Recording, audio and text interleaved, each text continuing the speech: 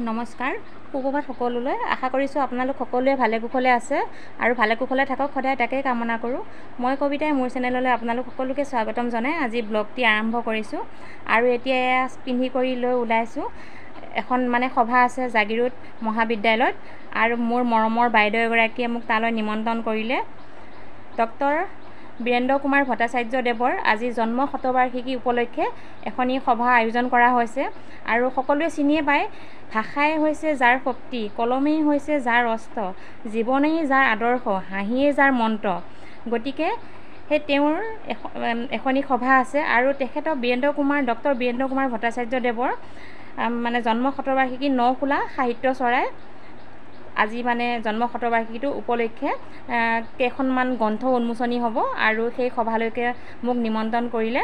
আৰু মই ভাবিলোঁ যাওঁ বুলি, আৰু মোৰ লগৰ এগৰাকী মাইনা মাম্পী চহিকে তাইকো লৈ ল'লোঁ। আৰু ইমানেই ভাল লাগিছে যে এই সভাখনলৈ যাবলৈ মোক যে নিমন্ত্ৰণ কৰিলে বাইদেৱে, ইমান এখন মহান সভালৈ মোক নিমন্ত্ৰণ কৰাৰ বাবে মই মোৰ মৰমৰ বিভা ভাগৱতী বাইদেউক বহুত বহুত ধন্যবাদ দিছোঁ। আৰু এতিয়া ব'লক তালৈ যাওঁ, পৰিৱেশটো আপোনালোকক যিমান পাৰোঁ দেখাম। নখোলা সাহিত্য চৰা এটা ভাল নামাকৰণ হৈছে। আমি নখোলা সাহিত্য চৰা নকলেও আমি এটা নামত প্ৰকাশ কৰি আছোঁ, নসাজ। এই নসাজ বুলিলে বৰ্তমান অসমত সাহিত্য জগতৰ যথেষ্ট ব্যক্তিয়ে গম পায় যে জাগিৰোডত নসাজ নামৰ এটা সাহিত্য অনুষ্ঠান আছে, আৰু মাহে মাহে ইয়াৰ সাহিত্য অনুষ্ঠান হয়। ইয়াৰ পিছতো আমি জিলিঙনিৰ পিছত আমি এখন প্ৰাচীৰ পত্ৰিকা উলিয়াব পাৰোঁ নেকি, এই সম্পৰ্কেও আমাৰ বিভিন্ন কাৰ্যকৰ্তাই অনুভৱ ব্যক্ত কৰিলে। আৰু অনুভৱ ব্যক্ত কৰাৰ পিছত আমি এখন প্ৰাচীৰ পত্ৰিকা ৰেঙনি আমি প্ৰতি 3 মাহৰ মূৰে মূৰে উলিয়াম বুলি সিদ্ধান্ত কৰিছিলোঁ। আজি আমি শুভ উন্মোচন কৰিলোঁ, খগেনদাই উন্মোচন কৰিলে।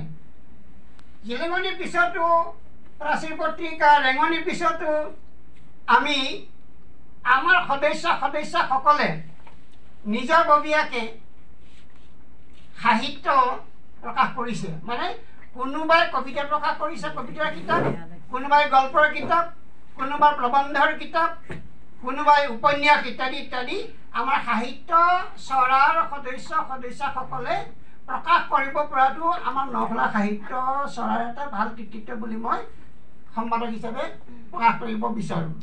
গতিকে আমি আমাৰ লক্ষ্য উদ্দেশ্য হৈছে, আৰু যিমান পাৰোঁ আমি অভিভাৱক আৰু অভিভাৱিকা সকলোকো কওঁ যে আপোনালোকে মোবাইলত যিমানে ব্যস্ত হৈ থাকে, অকণমান যদি আমাৰ ল'ৰা ছোৱালীখিনিকো সাহিত্য চৰ্চাৰ প্ৰতি বা বাতৰিকাকতখন পঢ়াৰ প্ৰতি বা এখন আলোচনী পঢ়াৰ প্ৰতি বা শিশু আলোচনী এখন পঢ়াৰ প্ৰতি অকণমান আপোনালোকে অনুপ্ৰেৰণা জগাওক।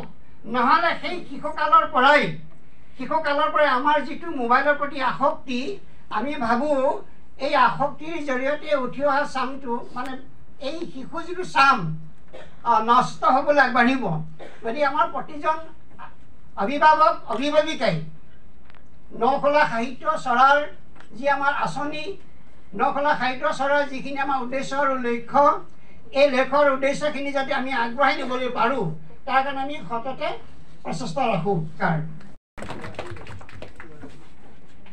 জ্ঞানপীঠ বঁটা বিজয়ী বীৰেন্দ্ৰ কুমাৰ ভট্টাচাৰ্যদেৱৰ সুপুত্ৰ আমাৰ মাজত আছে, আমি তেখেতকো মঞ্চলৈ আমন্ত্ৰণ জনাইছোঁ।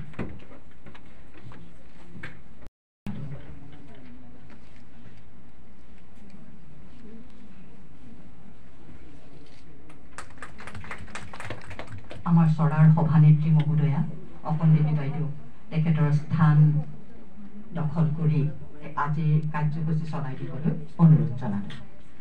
তুমি প্ৰিয়তম পৰম দেৱতা, জানিয়া লৈলো শৰণ,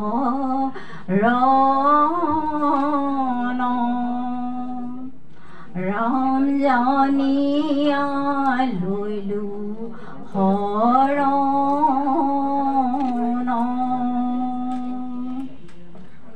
সকলোলৈকে প্ৰণাম যাচিছোঁ। শব্দৰ সন্ধানত শব্দৰ সমতল সাহিত্য বৈঠকখনলৈ আজি আমি নখোলা সাহিত্য চৰাই আমন্ত্ৰণ কৰি অনা বিশিষ্ট অতিথিবৃন্দ, আমি আমাৰ নখোলা সাহিত্য চৰাই নিয়মিতভাৱে প্ৰকাশ কৰি অহা জিলিঙনিখনৰ উন্মোচনৰ বাবে আমি আজি আমন্ত্ৰণ কৰি আনিছিলোঁ জাগিৰোড মহাবিদ্যালয়ৰ অধ্যক্ষ মহোদয় ডক্টৰ ভৱেন চন্দ্ৰ ডাঙৰীয়াদেৱক। তেখেতক মই প্ৰণাম যাচিছোঁ।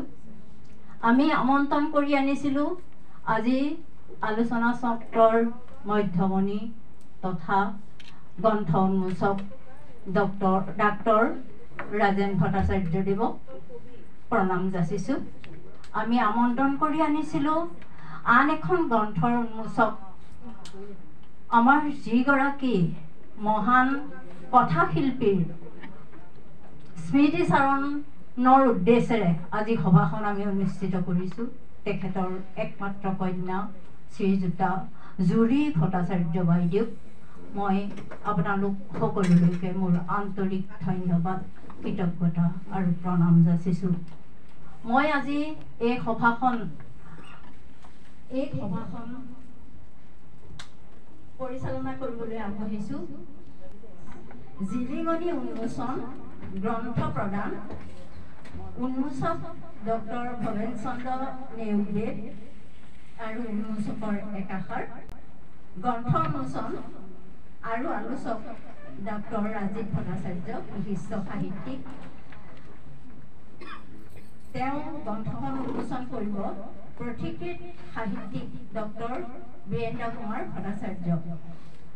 আলোচ্য বিষয় আধুনিক অসমীয়া ভাষা সাহিত্যৰ পথিকৃত সাহিত্যিক ডক্টৰ বীৰেন্দ্ৰ কুমাৰ ভট্টাচাৰ্য। গ্ৰন্থ উন্মোচন গ্ৰন্থৰ নাম জ্ঞানবীৰৰ জ্ঞান যাত্ৰা শিশু উপন্যাস। উন্মোচক শ্ৰীযুতা জুৰি ভট্টাচাৰ্য বাইদেউ আৰু উন্মোচকৰ একাষাৰ ভাষণ ৰাখিবলৈ অনুৰোধ জনালোঁ। আজি এই বিশেষ অনুষ্ঠানৰ সভানেত্ৰী মহোদয়া, আমি সুদূৰ গুৱাহাটীৰ পৰা নিমন্ত্ৰণ কৰি অনা প্ৰয়াত ভট্টাচাৰ্যদেৱৰ ভতিজা ৰাজীৱ সাহিত্যিক ডক্টৰ ৰাজীৱ ভট্টাচাৰ্যদেৱ, তেখেতৰ ডক্টৰ বীৰেন্দ্ৰ কুমাৰ ভট্টাচাৰ্যদেৱৰ কন্যা জুৰি ভট্টাচাৰ্য,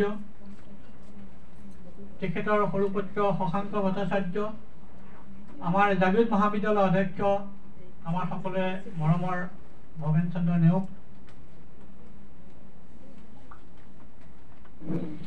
আজি আমি এই দিনটো অতি মহত্ব আছে যে বীৰেন্দ্ৰ কুমাৰ ভট্টাচাৰ্যক আমি সকলোৱে ভাল পাওঁ। তেখেত হ'ল অসমৰ এই ভটাতৰা সাহিত্য সংস্কৃতি জগতৰ ভটাতৰা, আৰু আমাৰ সৌভাগ্য যে আমি জাগিৰোডত এতিয়ালৈকে তেখেতৰ জন্ম শতবাৰ্ষিকীৰ ভিতৰতে আমি দুটাকে অনুষ্ঠান কৰিছোঁ। প্ৰথম অনুষ্ঠান কৰিছিলোঁ আমি মৰিগাঁও জিলা সাহিত্য সভাৰ গৱেষণা উপ সমিতিৰ উদ্যোগত এই মহাবিদ্যালয়তে সিটো প্ৰেক্ষাগৃহত এটা বক্তৃতা অনুষ্ঠান আমি কৰিছিলোঁ। সেইটো হ'ল ডক্টৰ নন্দন সিং বৰকলাদেৱে এটা সুন্দৰ বক্তৃতা দিছিলে। সেই দিনটো এতিয়াও মনত আছে, বৰ সুন্দৰ। ইয়াৰ এটা পটভূমি আছে যে যেতিয়া আমি সাহিত্য সভাত ধৰিছোঁ আপোনালোকে সহায় সহযোগ কৰিব, তেতিয়া তেখেতে ক'লে আমিও পাতিম, নখলা সাহিত্য চোৰাৰ যোগেদিও আমি পাতিম এটা। মইতো তেতিয়া ভাবিছিলোঁ যে এনেই বাইদেৱে কৈছে চাগে ক'তো পাতিব পাৰিব ইমান এটা। মই আমাৰ মোৰ পত্নী বিভাৰ পৰা গম পালোঁ যে আমি এনেকৈ পাতিম আৰু এখন কিতাপ ওলাব। মানে এটা ভাবিব নোৱাৰা কথা, ডক্টৰ বীৰেন্দ্ৰ কুমাৰ ভট্টাচাৰ্যৰ ওপৰত এখন কিতাপ ওলাব, বিভিন্নজনে লিখা। নখলা সাহিত্য চোৰাৰ যিসকল সদস্য আছে সেই সদস্যসকলৰ চেষ্টাত আৰু একান্ত যে ইচ্ছা এটা থাকিলে কামখিনি ফলৱৰ্তী হয়, সেইটোৱে এতিয়া ইয়াতে প্ৰমাণিত হ'ল। অসমৰ বিভিন্ন ঠাইৰ পৰা প্ৰবন্ধ মানে বিচাৰিছে, কিছুমানে দিছে কিছুমানে দিয়া নাই, তথাপিও হতাশ হোৱা নহৈ পেলাই এই কিতাপখন ওলাইছে। সেইটো কম কথা নহয়। মই নাজানো অসমৰ বিভিন্ন ঠাইত তেনেকুৱা ধৰণৰ কিতাপ ওলাইছেনে নাই, বা এনেকৈ একেলগে একে ঠাইতে দুটাকে অনুষ্ঠান হৈছেনে নাই। আমাৰ তেখেতসকলৰ ভতিজা বা কন্যা আছে, তেখেতসকলে সেই সন্দৰ্ভত ক'ব। কিন্তু আমি যে আৰু তাৰ উপৰিও আৰু এই জিলিঙনি যিখন ওলাব সেইখনো বীৰেন্দ্ৰ কুমাৰ ভট্টাচাৰ্যৰ বিশেষ সংখ্যাই। আৰু মই শুনামতে বাইদেৱে যিখন কিতাপ লিখিছে এই শিশু উপন্যাসখনো মই পঢ়া নাই নাযাওঁ, সেইখনো বীৰেন্দ্ৰ কুমাৰ ভট্টাচাৰ্যদেৱৰ ওপৰতে বুলি মই শুনিছোঁ। গতিকে গোটেই অনুষ্ঠানটোৱে আজি অকল বীৰেন্দ্ৰ কুমাৰ ভট্টাচাৰ্যৰ ওপৰতে হৈছে এই কিতাপকেইখনৰ ওপৰতো। আৰু তাতকৈ ভাল লাগিছে যে এই যে বাইদেৱে যিখন কিতাপ লিখিছে সেইখনৰ খৰচটো প্ৰকাশকো হয় নকলা, কিন্তু খৰচটো তেখেতেই কৰিছে, যিটো মানে খৰচ পাতি হয়। গতিকে এনে খৰচ নিজেই খৰচ কৰি নিজেই প্ৰকাশ কৰাটো কম কথা নহয়। তেনেকুৱা ধৰণে ময়ো বিভাগ ধন্যবাদ জনাইছোঁ যে সেই কিতাপখনৰ যিখিনি খৰচ তেখেতে তেওঁ নিজেই বহন কৰিছে। গতিকে কিমান ভাল পাব লাগিব এজন মানুহক যে নিজেই খৰচ কৰি তেখেতৰ বিষয়ে লিখিবৰ কাৰণে অনুপ্ৰাণিত হৈছে। গতিকে এইটো সকলো এটা আমি আদৰ্শৰ কথা। আৰু মই এটা খালী এটা অনুৰোধ জনাম যে সকলোৱে যাতে কিতাপখন লয়, সেইটোৱে মই খালী অনুৰোধ যাওঁ, তেতিয়া লিখকসকলৰ কিতাপ পৰিশ্ৰমটো অলপ সাৰ্থক হয়, সেইটো অনুৰোধ জনাইছোঁ। বীৰেন্দ্ৰ কুমাৰ ভট্টাচাৰ্যদেৱক মই কৈছোঁ যে আমি অসমৰ সাহিত্য সংস্কৃতি জগতৰ ভটা তৰা বুলি কোৱা হয়, যে এনেকুৱা এটা বিষয় নাই য'ত তেখেতে চোৱা নাই। সকলো ক্ষেত্ৰতে কবিতা, উপন্যাস, প্ৰবন্ধ, গীতিকাৰ এই সকলোতে তেখেতৰ ব্যুৎপত্তি আছে। তেখেতক আন নাজানিলেও উপন্যাসৰ কাৰণে সকলোৱে চিনি পায়, ভাল পায়। মানে উপন্যাসখনকে উপন্যাস কেইখন লিখিতে মৃত্যুঞ্জয় যেতিয়া জ্ঞানপীঠ বঁটা পালে এই মহান ব্যক্তিজন সকলোৱে নমস্য। মই কিছু কাৰ্যসূচীলৈ আগবাঢ়িছোঁ। ইয়াৰ পাছত আছে জিলিঙনি উন্মোচন, গ্ৰন্থ প্ৰদান আৰু উন্মোচকৰ একাষাৰ। জিলিঙনি উন্মোচনৰ বাবে আমি আমন্ত্ৰণ জনাই আনিছিলোঁ জাগিৰোড মহাবিদ্যালয়ৰ অধ্যক্ষ মহোদয় ডক্টৰ ভৱেন চন্দ্ৰ নেওগীক। আমি জিলিঙনি উন্মোচন কৰাৰ লগতে আমি গ্ৰন্থ প্ৰদান অনুষ্ঠানটো প্ৰথমতে কৰিব বিচাৰিছোঁ। অনুষ্ঠানটোলৈ যশস্য অনুষ্ঠানটোলৈ পুথিভঁৰাললৈ কিছু কিতাপ আনিছিলোঁ। আমি কিতাপখিনি প্ৰথমতেই আমাৰ অধ্যক্ষ মহোদয়ক প্ৰদান কৰি ল'ব বিচাৰিছোঁ। ইয়াৰ লগতে আমি এখন যোৱা বছৰ নখোলা নামেৰে হাতে লিখা আলোচনী প্ৰস্তুত কৰি উলিয়াইছিলোঁ। আমি নানান আহুকালৰ মাজত পৰি যদিও আমাৰ নামটো জাগিৰোড মহাবিদ্যালয়ৰ প্ৰথমতেই আছিলে, আমি কিন্তু প্ৰদান কৰিব পৰা নাছিলোঁ। আজি আমি সেইখনো ছাৰৰ হাতত অৰ্পণ কৰি আমি অনুষ্ঠানটি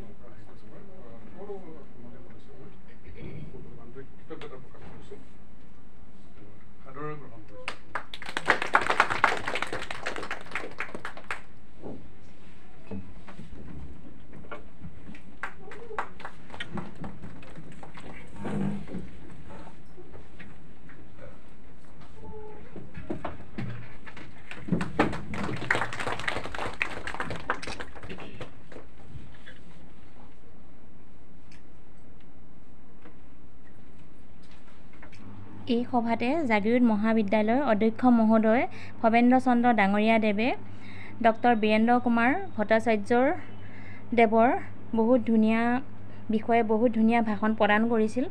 আৰু তেখেতৰ ভাষণখিনি মানে চাউণ্ডটো অলপ অসুবিধাৰ কাৰণে মই আপোনালোকক শুনাবলৈ নোৱাৰিলোঁ, দুখিত। আৰু বহুত ভাল ভাল কথা কৈছিল তেখেতে। তেখেতৰ বিষয়ে অকণমান জানিবলৈ চেষ্টা কৰিছিলোঁ। গোটেইখন গ্ৰন্থ তেখেতৰ ওপৰত লিখিবলৈ বুলি অসমীয়া সাহিত্য চৰাইছিল। এটা বাইদেৱে সেইদিনা সংকল্প লৈছিলে, সংকল্প সিদ্ধিলৈ পৰিৱৰ্তন কৰে। সেইটো কাৰণে বাইদেউৰ কাৰণে এটা জোৰকাৰ হাত চাপৰি নকলা সাহিত্য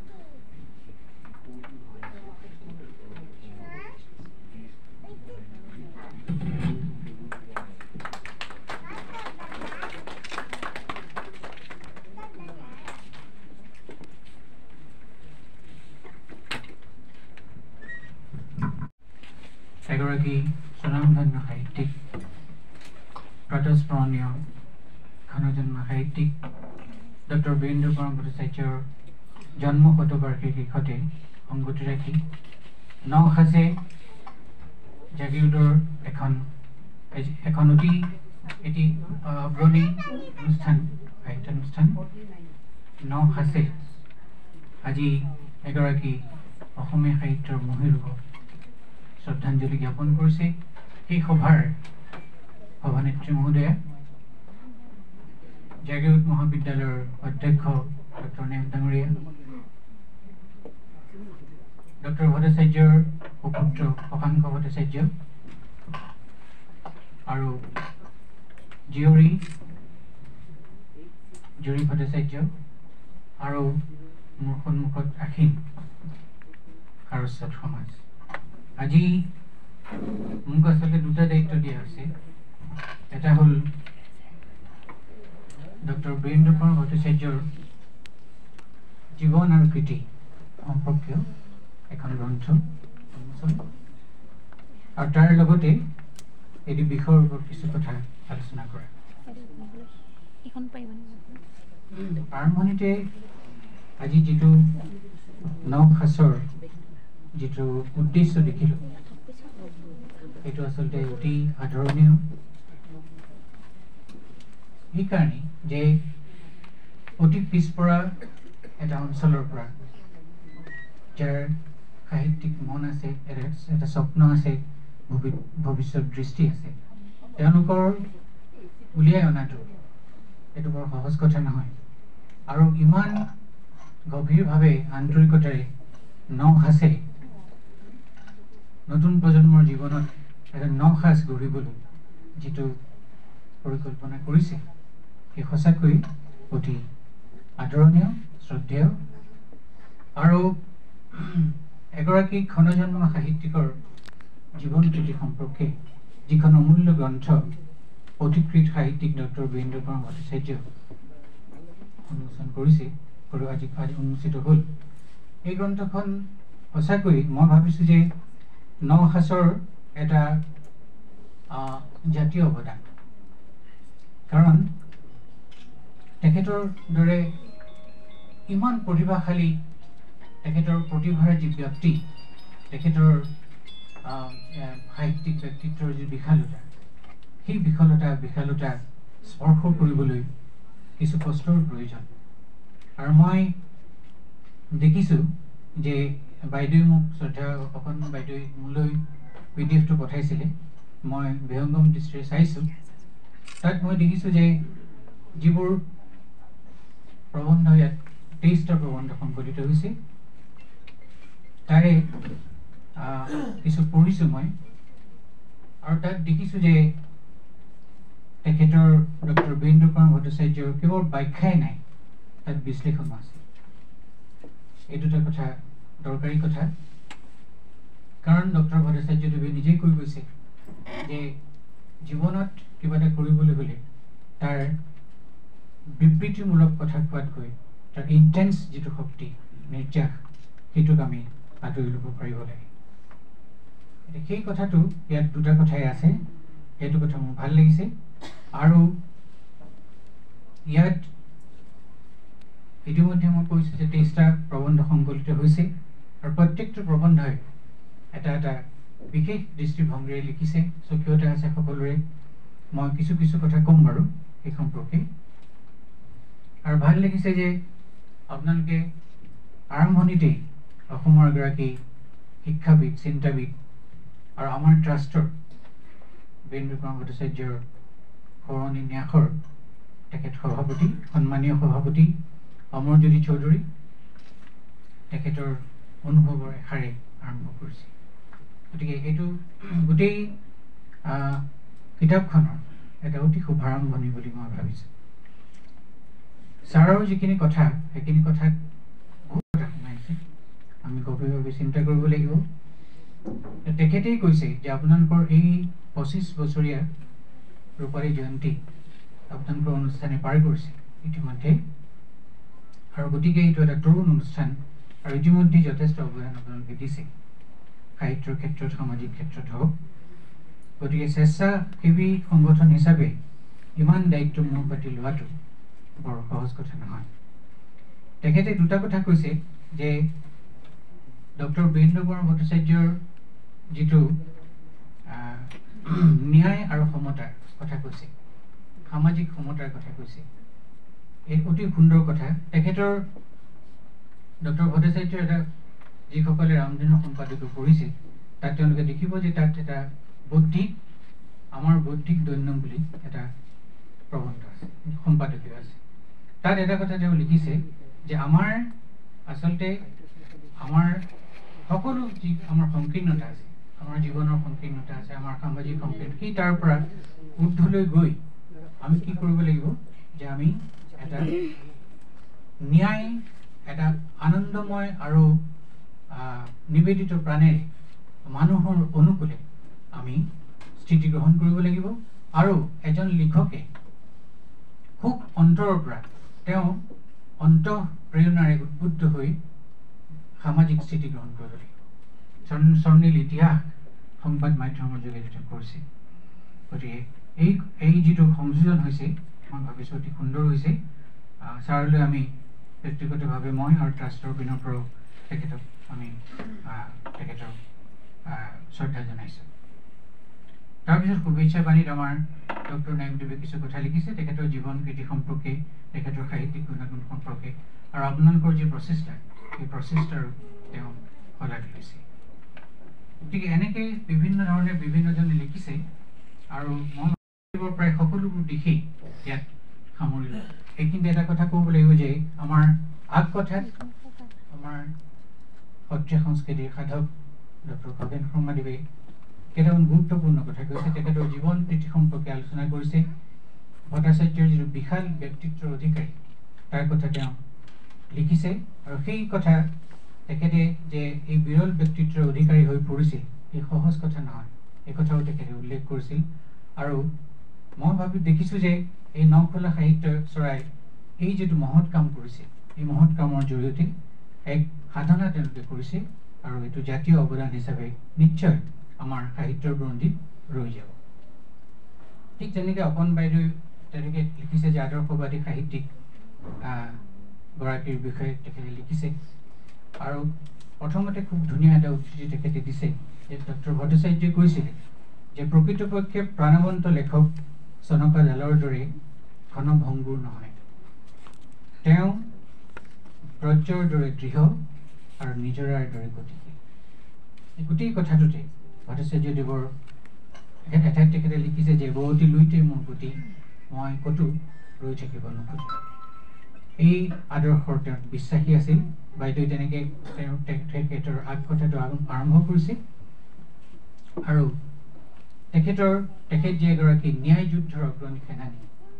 গতিকে এনেকুৱা ইমান আন্তৰিকভাৱে এই কাম কৰা আমি গোটেই অসমত আমি দেখা নাই সঁচা কথা ক'বলৈ গ'লে মই এতিয়া ক'ব নোখোজোঁ কিছুমান কথা ধৰক কিছুমান জিলাই আচলতে প্ৰত্যেক জিলাতে তেখেতৰ গুণগান হ'ব লাগিছিল তেখেতৰ লিখা মেলাৰ চৰ্চা হ'ব লাগিছিল বিশেষকৈ আমাৰ খগেন দাসদেৱে যি আৰম্ভণিতে কৈছে যে সাধাৰণ মানুহ সাধাৰণ ল'ৰা ছোৱালীখিনি আমাৰ আচলতে আমাৰ কেন্দ্ৰবিন্দু হ'ব লাগে ছাত্ৰ ছাত্ৰীসকল আমি সকলোৱে জানো আমি বীৰেন ভট্টাচাৰ্যৰ বিষয়ে সকলোৱে আমি কিছু কথা জানো কিন্তু তেওঁলোকৰ মনৰ মাজত যদি আমি এই প্ৰেৰণামূলক কথাবোৰ সোমোৱাই দিব পাৰোঁ যে এজন মানুহৰ কিমান সাধনা থাকিলে এটা যুগৰ তেওঁ সৃষ্টি কৰিব পাৰে গতিকে এই কথাটো আমি সঁচাকৈ তেখেতে খুব ভাল কথা কৈছে যে আচলতে ছাত্ৰ ছাত্ৰীৰ মাজলৈহে ডক্টৰ ভট্টাচাৰ্যক আমি লৈ যাব লাগে গতিকে এইটো এটা বৰ আদৰণীয় পদক্ষেপ হ'ব যদি আমি সকলোৱে গ্ৰহণ কৰোঁ ঠিক তেনেকৈ শ্ৰীযুত বিভা ভাগৱতীয়েও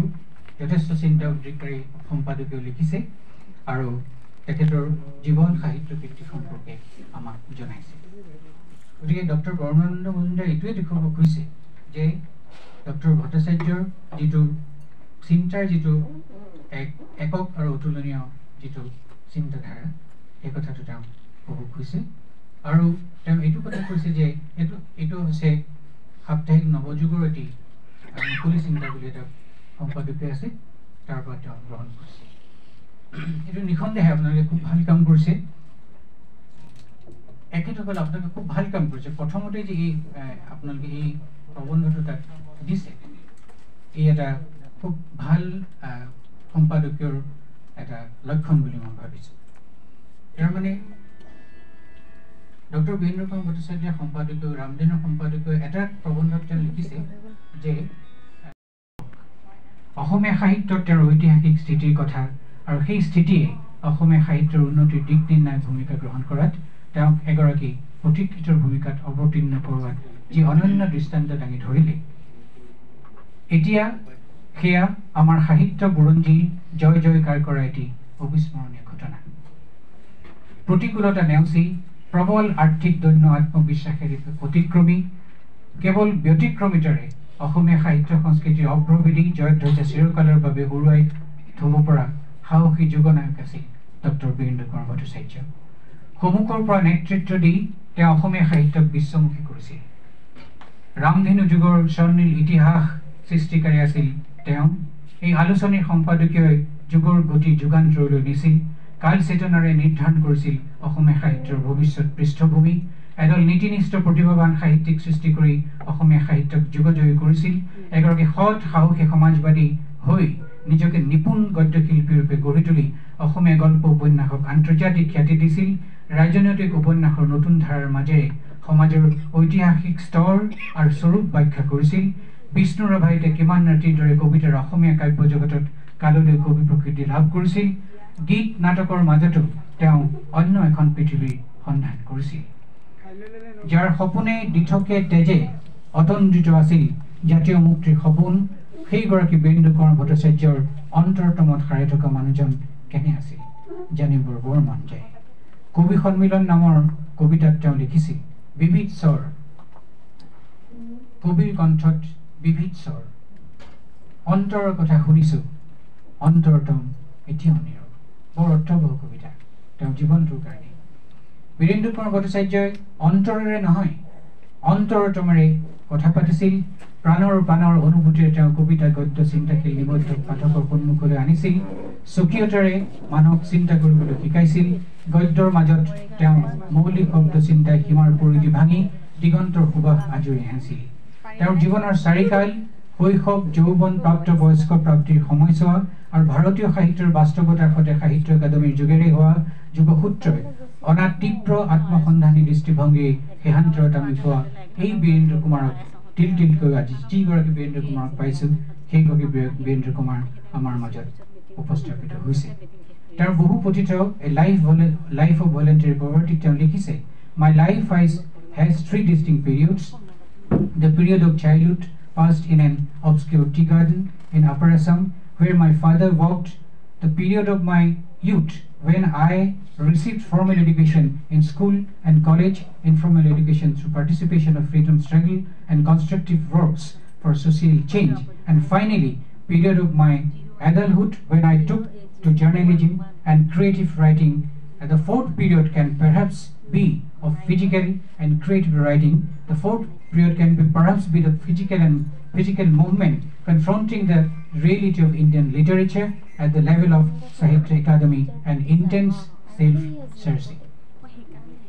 মোৰ দেউতা কবি সমালোচক নলীন্দ্ৰ ভট্টাচাৰ্যদেৱতকৈ খুৰা বীৰেন্দ্ৰ কুমাৰ ভট্টাচাৰ্যদেৱ আছিল 2 বছৰ সৰু। চফ্ৰাইট 2 প্ৰাইমেৰী স্কুলৰ ছাত্ৰ, চাহনিৰ সেউজীয়াত বিলীন আছিল দুয়োৰে শৈশৱ। কিন্তু তাৰ মাজতে অৰ্জুন বাকাহঁতৰ শোষিত জীৱনৰ জীয়াটো যাতনাই তেওঁলোকক উভয়ৰে মনত আঘাত দিছিল। চাহাবৰ কঠিন সানিত চাবুকে বনোৱাৰ উদম পিঠিত তেজেৰে ৰাঙলি কৰাৰ দৃশ্যই দুয়োৰো সংবেদনশীল শিশু মনটোক দকৈ ৰেখাপাত কৰিছিল। আৰু ঠিক তেতিয়াই বীৰেন্দ্ৰ কুমাৰ ভট্টাচাৰ্যই এই দুখৰ কথা শিশুসুলভ অনুভৱেৰে ককায়েকক কৈছিল। দুয়ো সমবেতি হৈছিল। পৃথিৱীৰ নিৰ্মম সত্যৰ কৰ্কশ ছবি তেওঁলোকৰ উভয়ৰে জীৱনত এক আনুভূতিক শিক্ষাৰূপে ৰৈ গৈছিল। ভট্টাচাৰ্যদেৱ সৰুৰে পৰাই অনন্য মনসংযোগ অধিকাৰী আছিল। পঢ়া শুনা কৰি থকা অৱস্থাত তেওঁ ইমান আত্মনিমগ্ন আছিল যে চাৰিওপিনে পৰিৱেশ প্ৰতিকূল হ'লেও তেওঁক কোনো সমস্যাই দিব পৰা নাছিল। এই অভ্যাস তেওঁৰ আমৃত্যু ৰৈ গৈছিল। এই অভ্যাসেই তেওঁৰ বৌদ্ধিক তৃপ্তি বঢ়াই তুলিছিল আৰু প্ৰজ্ঞাৰ জেউতিৰে তেওঁৰ অন্তৰাত্মা পোহৰাই ৰাখিছিল। পৃথিৱীৰ সৈতে তেওঁ চিনাকি হোৱাৰ বাট সহজে প্ৰশস্ত হৈছিল আৰু মানুহক লৈ এটা কেঁচা কোমল জীৱন দৰ্শনে তেওঁৰ শিশুমনৰ দিগন্তত তেতিয়াই ভুমুকি মাৰিছিল। এক ব্যতিক্ৰমী দাৰ্শনিক বোধে তেওঁৰ ব্যক্তিত্বলৈ ভাৱালোতা আনিছিল আৰু প্ৰতিক্ষণ চিন্তাশীল কৰি তুলিছিল আৰু অবুজভাৱেই এক নীৰৱ বিদ্ৰোহী সত্তাৰ জন্ম দিছিল।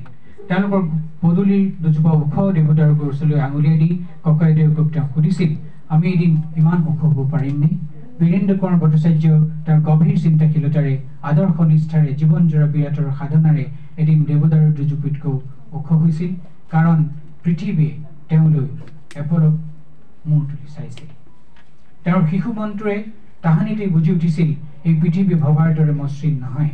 বৰককাইদেউ নলীন্দ্ৰ ভট্টাচাৰ্যদেৱে সহোদৰৰ মৃত্যুত শ্ৰদ্ধা জনাই বুলি লিখিছে, বীৰেন সৰুৰে পৰাই ভিন্ন প্ৰকৃতিৰ আছিল।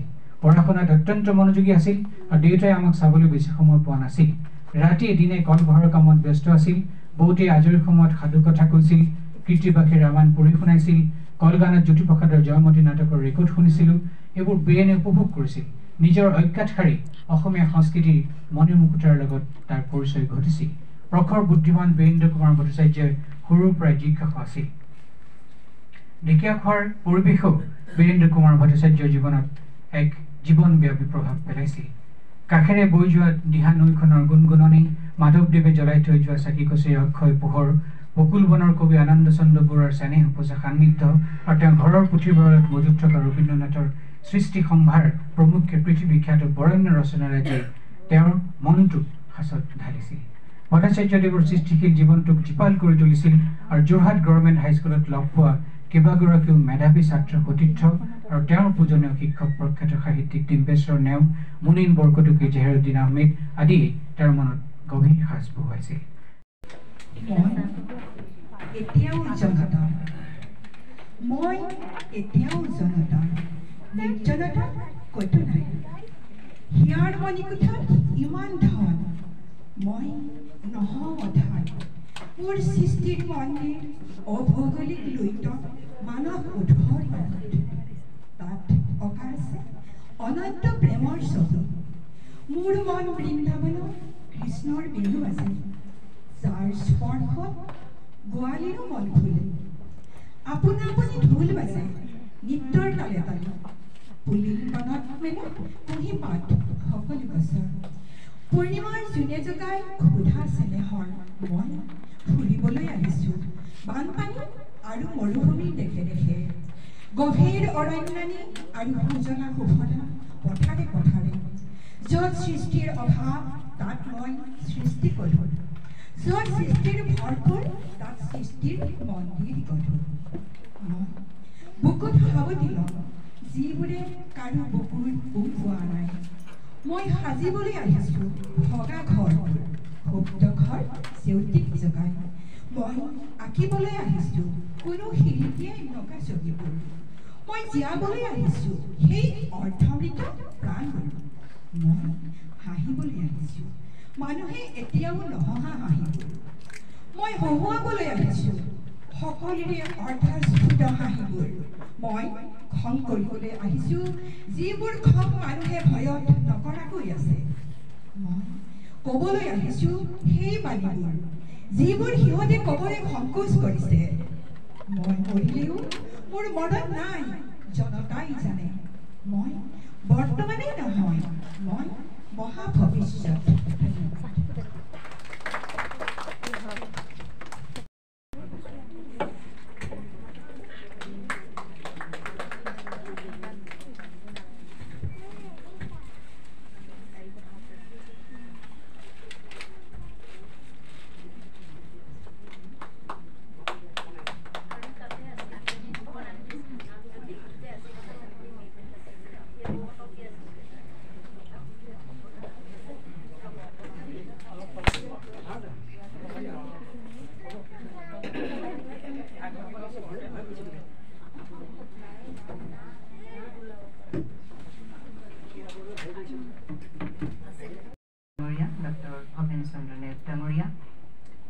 আৰু ইয়াত উপবিষ্ট বিশিষ্ট অতিথিসকল, সাহিত্য সভাৰ বিশ্বকবিয়া তথা সাহিত্যিকসকল সকলোলৈকে মই সশ্ৰদ্ধ প্ৰণাম জনাইছোঁ। আৰু আজি ইয়াত উপস্থিত থাকিবলৈ পাই নখোলা সাহিত্য চৰাৰ নসাজ অতি সুন্দৰ নাম।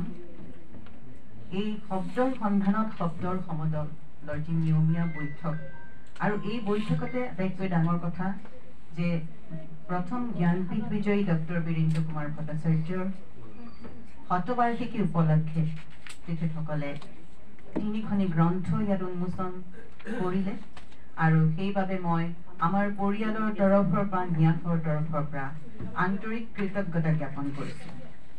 ইয়াত অসমত বিভিন্ন ঠাইত অনেক অনুষ্ঠান হৈছে, কিন্তু জাগিৰোডত এতিয়া এইটো 2 নম্বৰ অনুষ্ঠান। মই যোৱা নৱেম্বৰত ইয়ালৈ আহিছিলোঁ, আৰু তাতো শতবাৰ্ষিকী উপলক্ষে অনুষ্ঠান অনুষ্ঠিত হৈছিল মৰিগাঁও জিলা গৱেষণা উপ সমিতিৰ তৰফৰ পৰা। আৰু তাত বিশিষ্ট সাহিত্যিক নন্দ সিং বৰকলাদেৱে অতি পাণ্ডিত্যপূৰ্ণ ভাষণ দিছিলে ডক্টৰ বীৰেন্দ্ৰ কুমাৰ ভট্টাচাৰ্যৰ সাহিত্যৰ ওপৰত, আৰু লগতে তাৰ বিষয়ববীয়া আজিৰ এই শ্ৰীযুতা বিভা ভাগৱতী বাইদেউ মই ধন্যবাদ জনাইছোঁ। আৰু মই এতিয়া অকণদেৱী ভট্টাচাৰ্য কেনেদৰে তেওঁ এই শিশু উপন্যাস ডক্টৰ বীৰেন্দ্ৰ কুমাৰ ভট্টাচাৰ্যৰ জীৱন পৰিক্ৰমা আৰু সাহিত্যৰ ওপৰত এখন শিশু উপন্যাস তেখেতে লিখি উলিয়ালে, তাৰ বিষয়ে মই অকণমান চমুকৈ, যদিও এই উন্মোচন কৰাৰ যোগ্যতা মোৰ নাই, তথাপিও মই পঢ়ি ভাল পাইছোঁ, তাকেই মই আপোনালোকৰ আগত ব্যক্ত কৰিব খুজিছোঁ। সুলেখিকা বিশিষ্ট শিশু সাহিত্যিক অকণদেৱী ভট্টাচাৰ্য বাইদেউ মই লগ পাইছিলোঁ জাগিৰোড মহাবিদ্যালয়ত অনুষ্ঠিত মৰিগাঁও জিলা গৱেষণা উপ সমিতি আৰু জাগিৰোড মহাবিদ্যালয়ৰ দ্বাৰা আয়োজিত ডক্টৰ বীৰেন্দ্ৰ কুমাৰ ভট্টাচাৰ্যৰ শতবাৰ্ষিকী অনুষ্ঠানত। সেই সময়তে তেওঁ জ্ঞানপীঠ বিজয়ী সাহিত্যিক ডক্টৰ বীৰেন্দ্ৰ কুমাৰ ভট্টাচাৰ্যৰ জীৱন আৰু সাহিত্য কৃতিৰ ওপৰত এখনি শিশু উপন্যাস লিখাৰ বিষয়ে তেওঁৰ প্ৰবল ইচ্ছাৰ কথা মোক জনাইছিল। মই অভিভূত হৈছিলোঁ। ঘৰলৈ গৈ মই মোৰ মা আৰু 2-এজনক কোৱাত তেওঁলোক অতি আনন্দিত হ'ল। ভাবিলোঁ শতবাৰ্ষিকীৰ সময়ত নৱপ্ৰজন্মৰ বাবে ইয়াতকৈ আৰু ডাঙৰ উপহাৰ কি হ'ব পাৰে। তেখেতক মই এই কামত আগবাঢ়ি যাবলৈ উৎসাহ দিলোঁ, আৰু দেউতাৰ জীৱন আৰু কৃতি সম্বন্ধে 2-এখন গ্ৰন্থও তেখেতক দিলোঁ।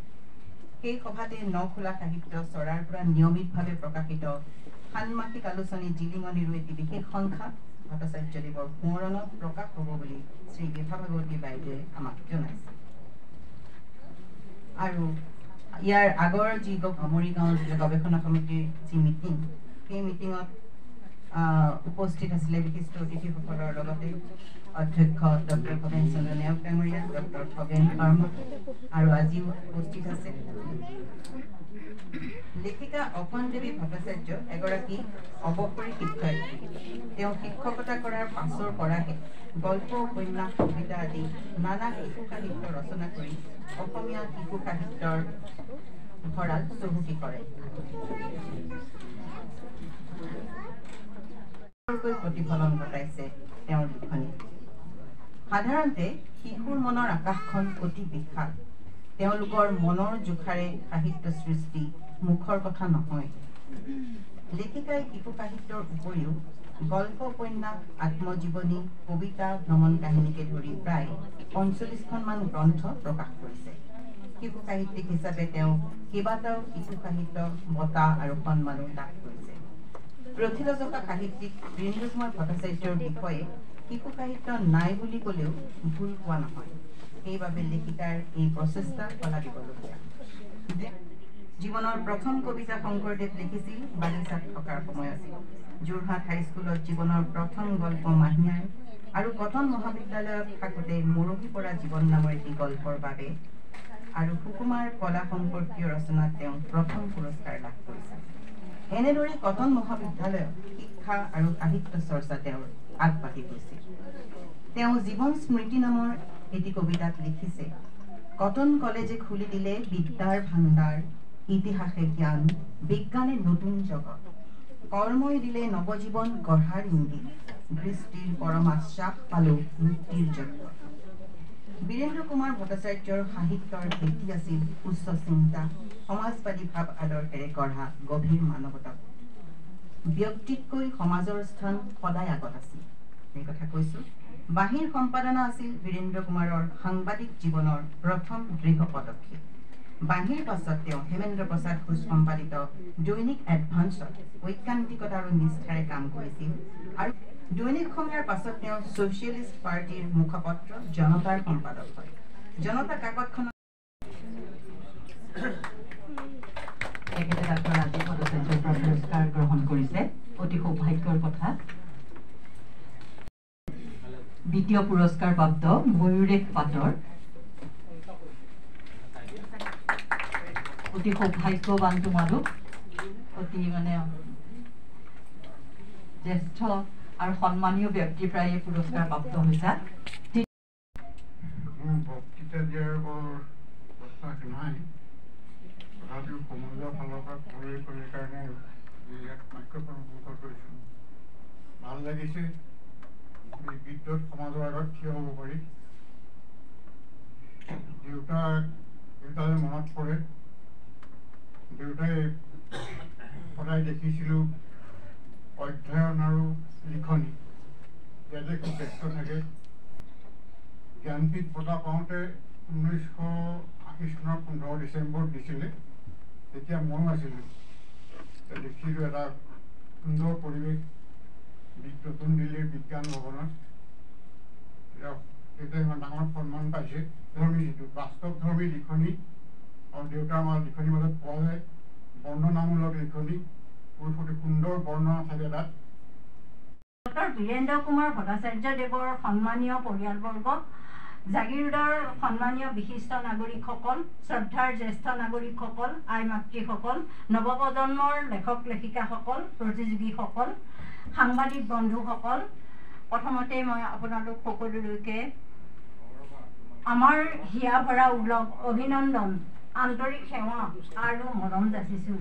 1996 চনতে নখোলা গাঁৱৰ শ্ৰীযুতা আৰতী ডেকাক সভানেত্ৰী আৰু শ্ৰীযুত বুবুল ডেকাক সম্পাদক হিচাপে লৈ এজাক শিশু চেমনীয়াৰ প্ৰযত্নত প্ৰতিষ্ঠা লাভ কৰা নখোলা সাহিত্য চৰাই নানা ঘাট পাতিঘাটৰ মাজেদি দীৰ্ঘ পৰিক্ৰমা অতিক্ৰম কৰি ৰূপালী জয়ন্তী বৰ্ষও 2021 চনতে উদযাপন কৰিলে।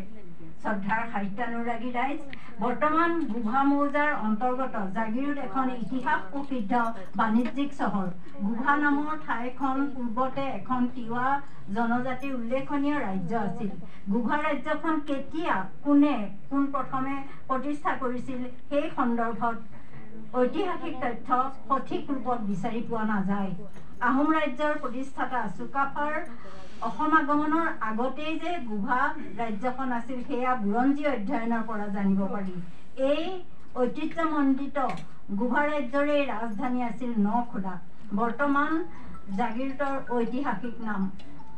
তিৱা জনজাতিৰ লোকসকলৰ তিৱা ভাষা নখলা বা নচলা শব্দটিও ব্যৱহাৰ কৰে। প্ৰবাদ মতে জনা যায় যে তিৱা দেও ৰজাৰ ৰাজধানী স্থানান্তৰিত কৰি নতুনকৈ পতাৰ বাবে নখোলা শব্দটো প্ৰথম উৎপত্তি হৈছিল। আন এটা প্ৰবাদ মতে নেপালী ভাষাত খলা শব্দৰ অৰ্থ হৈছে ধান, মাহ, সৰিয়হ আদি মৰণা মাৰিবলৈ সমানকৈ প্ৰস্তুত কৰি লোৱা পৰিষ্কাৰ ঠাই। মুঠতে এইবোৰ জনশ্ৰুতিৰ পৰা এটা কথা জানিব পাৰি যে অতীজতে এই নখোলা ঠাইখন হাবি জংঘলেৰে ভৰি আছিল আৰু এই হাবি জংঘল কাটি মেলি চিকুণাই চাফা কৰি এঘৰ দুঘৰকৈ মানুহ বহিবলৈ লৈছিল। কালক্ৰমত এইখনে হৈ পৰিলগৈ নখোলা নামৰ বৃহৎ গাঁওখন। ঐতিহ্যমণ্ডিত জাগিৰোডৰ কেইবাটাও বিষয়ৰ বাবে ৰাজ্যবাসীৰ মাজত এখন বিখ্যাত ঠাই হৈ আছে। শুকান মাছৰ বৃহৎ বজাৰখনে জাগিৰোডৰ আৰ্থ সামাজিক দিশত বাৰুকৈ প্ৰভাৱ পেলাইছে। দেশবাসীৰ মনত জিলিকাই তোলা আন এটা গুৰুত্বপূৰ্ণ বিষয় হৈছে ঐতিহাসিক জোনবিল মেলাখন। অসম এখন বাৰেৰহণীয়া কৃষ্টি সংস্কৃতিৰে পৰিপূৰ্ণ হৈ থকা মোহনীয়া আৰু সৌন্দৰ্যশালী ৰাজ্য। ইতিহাসত তিৱাসকলৰ গৌৰৱময় অধ্যায়ৰ কথা ভূতাতৰাৰ দৰে জিলিকি আছে। জোনবিল মেলাৰ বিনিময় প্ৰথাই তিৱাসকলৰ কৃষ্টি সংস্কৃতিৰ সোণত সুৱগা চৰোৱাৰ দৰে সকলো শ্ৰেণীৰ ৰাইজৰ মাজতে জনপ্ৰিয় কৰি তুলিছে। জোনবিল মেলা তিৱাৰ জনগোষ্ঠীৰ এখন ঐতিহাসিক মেলা উৎসৱ। ইয়াৰোপৰি নখোলা বৰনামঘৰ, দেওশাল মন্দিৰ, সিন্ধুখৰ পাহাৰ, সীতাজখলা, স্বপ্না মজিদা, জুৰি আদিয়ে জাগিৰোডৰ ঐতিহ্য দুগুণে বৃদ্ধি কৰিছে। জাগিৰোড এতিয়া পৰ্যটকৰ বাবেও বিখ্যাত ঠাই হৈ পৰিছে। ঐতিহাসিক তিৱা ৰাজ্যৰ ৰাজধানী নখোলাতেই জন্মগ্ৰহণ কৰা নসাঁচে সময়ে সময়ে নৱপ্ৰজন্মৰ মাজত সাহিত্য চৰ্চা, বৌদ্ধিক আৰু মানসিক বিকাশৰ উদ্দেশ্যেৰে বিভিন্ন শিক্ষানুষ্ঠানত শব্দৰ সন্ধানত শব্দৰ সমাগম নামেৰে সাহিত্য বৈঠক পাতি মাজতে সীমাবদ্ধ হৈ থকা নাই। ইয়াৰ সাহিত্য, ভাষা, সংস্কৃতিয়ে ডক্টৰ বীৰেন্দ্ৰ কুমাৰ ভট্টাচাৰ্যদেৱৰ জীৱনৰ বিষয়ে বহুতো নজনা কথা জানিব পাৰি ধন্য মানিছোঁ আৰু কৃতজ্ঞ হৈছোঁ। আমাৰ অন্তৰত উমি উমি জ্বলি থকা আশাৰ বন্তি গছি উজ্জ্বল ৰূপত জিলিকি উঠিছে। এয়া আমাৰ বাবে আশীৰ্বাদ স্বৰূপ হৈ সদায় প্ৰেৰণাৰ উৎস হৈ ৰ'ব। কিতাপ সকলোৰে বাবে বিশ্বাসী বন্ধু। সকলোৱে লগ এৰি গ'লেও কিতাপে কিন্তু কেতিয়াও মানুহৰ লগ নেৰে। বৰ্তমান ছ'চিয়েল মিডিয়া, ইণ্টাৰনেটৰ যুগতো কিতাপ আমাৰ সমাজত সমাদৃত হৈয়ে আছে। গৱেষণামূলক জ্ঞান সমৃদ্ধ কিতাপ সৰ্বকালে আদৰণীয়। নসাঁচে মাজে সময়ে দুই এখন কিতাপ প্ৰকাশ কৰি সহৃদয় পাঠকৰ হাতত তুলি দিয়া সাহিত্য কৰ্মটি কৰি আহিছে। ইয়াৰ উদ্দেশ্য মাথোন এটাই, সমাজৰ আঁৰত থাকি নীৰৱে সাহিত্য সাধনা কৰি থকা এচাম লেখকক ৰাইজৰ মাজত চিনাকি কৰি দিয়া। আপোনালোকৰ আশীৰ্বাদ হওক নতুন চাম কবি সাহিত্যিকৰ সাফল্যৰ মাপকাঠি। জিলিঙনি আলোচনীখন নসাঁচৰ পৰিয়ালটিৰ নয়নৰ মণি, হিয়াৰ আমঠু। বহু আহুকালৰ মাজতো নসাঁচৰ উদ্যোগী সদস্যাসকলে এইখন নিয়মিতভাৱে প্ৰকাশ কৰি আহিছে। নসাঁচে শিশু চেমনীয়াৰ মাজত সৃষ্টিশীল কৰ্ম শক্তি বৃদ্ধি কৰাৰ উদ্দেশ্যেৰে বিভিন্ন প্ৰতিযোগিতা অনুষ্ঠিত কৰি আহিছে। আজি নসাঁচৰ বয়স এতিয়া 25 বছৰৰো অধিক হ'ল। কৰ্মব্যস্ততাৰ মাজতো তেওঁলোকে নসাঁচ আৰু জিলিঙনি আলোচনীখন ৰূপত সজাই তোলাত অহৰ্নিশে প্ৰচেষ্টা অব্যাহত ৰাখিছে। আৰু ৰাজু কুমাৰ নাথৰ সহায় সৰ্বজনবিদিত। তেওঁলোকলৈ মোৰ স্নেহাশী সাহিত্য চৰা চিৰ চেনেহী মোৰ ভাষা জননী অকণ দেৱী সভানেত্ৰী নসাঁচ। আপোনালোকে দেখিলে আজি আপোনালোকক যিমানখিনি পাৰোঁ বীৰেন্দ্ৰ কুমাৰ ভট্টাচাৰ্যদেৱৰ মই মিটিংখন সভাখন দেখাবলৈ চেষ্টা কৰিলোঁ। আৰু আপোনালোকে সকলোৱে জানে যে যিসকলে নেকি বেছিকৈ কিতাপ পঢ়াসকলে নাজানাতো কোনো হেৰি নাই যে বীৰেন্দ্ৰ কুমাৰ ভট্টাচাৰ্যদেৱৰ অক্ষয় সৃষ্টি হৈছিলে বিষ্ণু ৰাভা এতিয়া কিমান ৰাতি, এই এটা কালজয়ী কবিতা। আৰু বহুতেই ভাল লাগে সেই কবিতাটো। বীৰেন্দ্ৰ কুমাৰ ভট্টাচাৰ্যদেৱৰ লিখনি ভাল নালাগা কোনো কথাই নাই, বহুত প্ৰিয়, মোৰতো বহুত প্ৰিয়। আৰু গতিকে মই এনেকুৱা এখন সভালৈ যে মোক বিভা ভাগৱতী বাইদেৱে নিমন্ত্ৰণ কৰিলে, মই তেওঁক মোৰ ফালৰ পৰা বহুত মৰম আৰু ধন্যবাদ যাচিছোঁ। আৰু পিছলৈ হয়তো আপোনালোকে মোৰ ভিডিঅ'ৰ জৰিয়তে দেখা পাব এই কবিতাটো মই আপোনালোকলৈ আগবঢ়াম বুলি ভাবিছোঁ। আৰু মোৰ প্ৰিয় কাৰণে আপোনালোকলৈ কথাখিনি কৈছোঁ। আৰু আপোনালোকে মিটিঙত দেখিছে যে সকলোখিনি বক্তাই অলপ হ'লেও মই আপোনালোকলৈ আগবঢ়াইছোঁ, যিহেতুকে মই গোটেইখিনি আগবঢ়াবলৈ নোৱাৰোঁ। আৰু আপোনালোকৰ জানেই নহয় এতিয়া বৰ্তমান যুগত মোবাইলটো বহুত হেৰি হৈ গৈছে। আমাৰ ডাঙৰ মানুহখিনিতো মোবাইলটো নহ'লে চলিবই নোৱাৰি। আৰু বিশেষকৈ সৰু ল'ৰা ছোৱালীখিনিও আমাৰ ডাঙৰক দেখি হৈ গৈছে।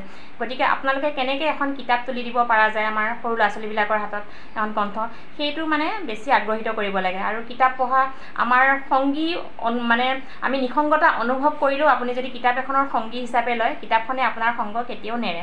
গতিকে সেইকাৰণে কিতাপখন আমি সংগী কৰি ল'ব লাগে। আৰু তেওঁৰ অনন্ত তেখেতৰ কিমানবিলাক আছে নহয়, আপোনালোকে চাওক 3খনকৈ গ্ৰন্থ উন্মোচনী কৰিলে। আৰু বিভা ভাগৱতী বাইদেউহঁতে ইমান ধুনীয়া এটা প্ৰচেষ্টা লৈছে। আমাৰ নখোলা, নচৰা আপোনালোকে গোটেইখিনি কৈছে, মই ক'বলগীয়া আৰু মোৰ ভাষাই নাই। গতিকে ভিডিঅ'টো বহুত দীঘল হৈ গৈছে। আপোনালোকে তাকেই ভাবিছোঁ যে মোৰ ভিডিঅ'ৰ জৰিয়তে অলপমান হ'লেও কিবা এটা উপকৃত হ'ব। আৰু বীৰেন্দ্ৰ কুমাৰ ভট্টাচাৰ্যদেৱৰ যিবিলাক নেকি লিখনি আছে, যিবিলাক নেকি ভাষা শব্দ সেইবিলাক আছে, সকলোখিনি আৰু প্ৰচাৰ হ'ব লাগে। গতিকে মোৰ ভিডিঅ'ৰ জৰিয়তে মই যিমানখিনি পাৰোঁ মই প্ৰচাৰ কৰিবলৈ চেষ্টা কৰিছোঁ। আৰু আপোনালোকেও ভাবিছোঁ আপোনালোকেও শ্বেয়াৰ কৰিব মোৰ ভিডিঅ'ৰ দ্বাৰা যাতে আৰু 2-এজন উপকৃত হয়। আৰু আপোনালোকেও নিজৰ সন্তানক যাতে মোবাইলৰ অবিহনে এখন কিতাপ শিশু গ্ৰন্থই হওক আপোনালোকে যাতে হাতত তুলি দিব বিচাৰে আৰু কিতাপ পঢ়া মানে হেৰিটো সৰুৰ পৰাই যাতে অনুপ্ৰাণিত হৈ যাতে কিতাপ পঢ়িব পাৰে সেইটো মোবাইলৰ যুগত কিতাপ পঢ়াটো মানুহৰ বহুত কমি গৈছে গতিকে আপোনালোকেও কিতাপ পঢ়ক কিতাপ পঢ়িব লাগে বহুত ভাল কথা সময় উলিয়াই যাতে আপোনালোকে অলপ অলপ পঢ়িব পাৰে আৰু ডক্টৰ বীৰেন্দ্ৰ কুমাৰ ভট্টাচাৰ্যৰ যিবিলাক নেকি লিখনি আৰু সেই লিখনিবিলাকৰ পৰা বহুত ভাল জ্ঞান ল'ব পাৰিব সকলোৱে আৰু যাতে সন্তানকো সেইখিনি আমি দিব পাৰোঁ তাকে চেষ্টা কৰিব লাগে গতিকে আজি মোৰ ভিডিঅ'ৰ জৰিয়তে আপোনালোকলৈ তাকে আগবঢ়ালোঁ আৰু আপোনালোকে যদি আজি মোৰ ভিডিঅ'টো ভাল পাই চাই তেন্তে প্লিজ লাইক কমেণ্ট আৰু শ্বেয়াৰ কৰিব যাতে বেলেগো উপকৃত হয় আৰু যিসকল নেকি নতুন ভিউৱাৰ্ছে চাই আছে তেওঁলোকে মোৰ চেনেলটি ছাবস্ক্ৰাইব কৰি ল'ব আৰু যিসকলে নেকি মোৰ পেজত চাই আছে তেওঁলোকে মোৰ পেজটো কবিতা বৰা বুলি আছে ফ'ল' কৰি ল'ব আৰু আজি আপোনালোকৰ ওচৰৰ পৰা বিদায় লৈছোঁ কাইলৈ আৰু এটা নতুন ভিডিঅ'ৰ সৈতে আহিম আপোনালোকে নিজৰ হেল্থৰ কেয়াৰ ল'ব স্কিনৰ কেয়াৰ ল'ব নিজৰ পৰিয়ালৰ লগত যাতে ধুনীয়াকৈ সুন্দৰকৈ জীৱনটো যাপন কৰিব পাৰে তাকে কামনা কৰি মই আপোনালোকৰ ওচৰৰ পৰা বিদায় লৈছোঁ নমস্কাৰ